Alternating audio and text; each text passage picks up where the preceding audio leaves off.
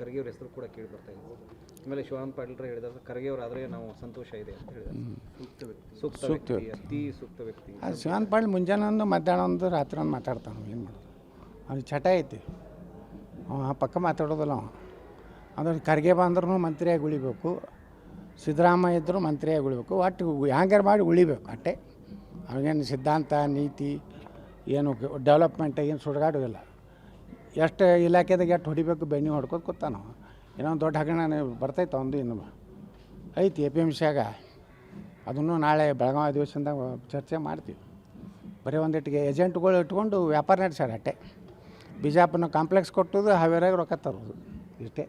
Sir, CM ಬದಲಾವಣೆ ವಿಚಾರದಲ್ಲಿ ಕುದುರೆ ವ್ಯಾಪಾರ ನಡೆದಿದೆ, 50 ಕೋಟಿ ಹೇಳ್ತಾರಪ್ಪ. ನಮ್ಮ ವಿರೋಧ ಪಕ್ಷದ ವಿಧಾನ ಪರಿಷತ್ತಿನ ನಾಯಕರು ಛಲವಾದಿ ನಾರಾಯಣಸ್ವಾಮಿ ಅವ್ರು ಹೇಳ್ಯಾರ, 50 ಕೋಟಿ ರೂಪಾಯಿ MLAಗೆ, 200 ಕೋಟಿ ರೂಪಾಯಿ ಮಂತ್ರಿಗೇನೋ ಹೇಳ್ಯಾರ ರೇಟ್. ಅವ್ರಿಗೆ ಫಿಕ್ಸ್ ಗುರುತ ನಮ್ಗೆ, ಯಾಕಂದ್ರೆ ಅಧಿಕೃತ ವಿರೋಧ ಪಕ್ಷ ನಾಯಕರು ಇರೋದ್ರಿಂದ. ಆದ್ರೆ ಪಾಪ ಛಲವಾದಿ ನಾರಾಯಣಸ್ವಾಮಿ ಒಳ್ಳೆ ಕೆಲಸ ಮಾಡ್ಬೇಕತ್ತಾರೆ. ಆದರೆ ಈ ಯಡಿಯೂರಪ್ಪ ಅವನ ಮಗ ಬಿಡ್ತಾ ಇಲ್ಲರಿ ಪಾಪ ಅವರಿಗೆ.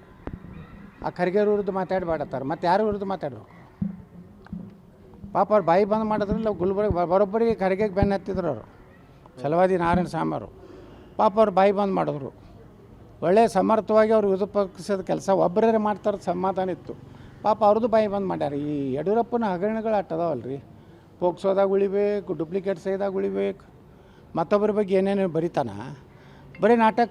ಆ ಕಬ್ಬಿನ ಬಿಲ್ 3,500 ಕೊಡ್ತೀಯ, ನೀ ಯಾಕೆ ಫ್ಯಾಕ್ಟ್ರಿ ಕಡ್ಲಿಲ್ಪ ವಿಜೇಂದ್ರ ಹೋಗಿ ಅಲ್ಲಿ ಎಲ್ಲೆಲ್ಲಿ ವಿದೇಶನಾಗ ಆಸ್ತಿ ಮಾಡಿಯಲ್ಲ.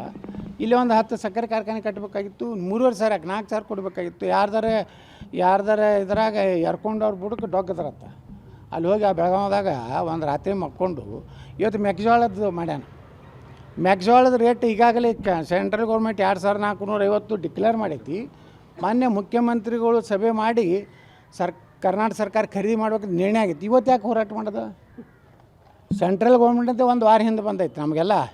ಯಾರ್ಯಾರು ನಮ್ಮ ಡಿಸ್ಟಿಲರಿ ಫ್ಯಾಕ್ಟ್ರಿ ಅದಾವಲ್ಲ, 2,450 ರೂಪಾಯಿ ಬೆಂಬಲ ಬೆಲೆ ಕೇಂದ್ರ ಸರ್ಕಾರ, ಅದರಾಗ 400 ಎಷ್ಟೋ ರಾಜ್ಯ ಸರ್ಕಾರ ಕೊಡಬೇಕು, ಉಳ್ಕಿದ ಕೇಂದ್ರ ಸರ್ಕಾರ ಕೊಟ್ಟು ಖರೀದಿ ಮಾಡ್ಬೇಕಂತ ಮೊನ್ನೆನೇ 2-3 ದಿವಸದಿಂದ ಮುಖ್ಯಮಂತ್ರಿಗಳು ಸಭೆ ಮಾಡ್ಯಾರ. ಇವತ್ತು ಡ್ರಾಮಾ ದಾವಣಗೆರೆ, ಸುಮ್ಮನೆ ದಾವಣಗೆರೆ ಅಂದರೆ ಡ್ರಾಮಾ ಕಂಪ್ನಿ, ಅಲ್ಲಿ ಒಂದು ಡ್ರಾಮಾ ಕಂಪ್ನಿ ಇದಾನಲ್ರಿ ಹಾಸ್ಯ ನಟ, ಅವ್ನ ನೇತೃತ್ವದಾಗ ಇವೆಲ್ಲ ಹೋಗ್ಯಾವ.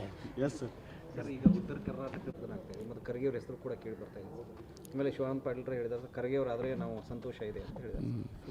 ಸೂಕ್ತ ವ್ಯಕ್ತಿ, ಅತಿ ಸೂಕ್ತ ವ್ಯಕ್ತಿ. ಅದು ಶಿವಾನಂದ ಪಾಟೀಲ್ ಮುಂಜಾನೆ ಒಂದು ಮಧ್ಯಾಹ್ನ ಒಂದು ರಾತ್ರಿ ಒಂದು ಮಾತಾಡ್ತಾನೆ. ಏನು ಮಾಡೋದು, ಅವ್ನಿಗೆ ಚಟ ಐತಿ, ಪಕ್ಕ ಮಾತಾಡೋದಿಲ್ಲ ಅವ.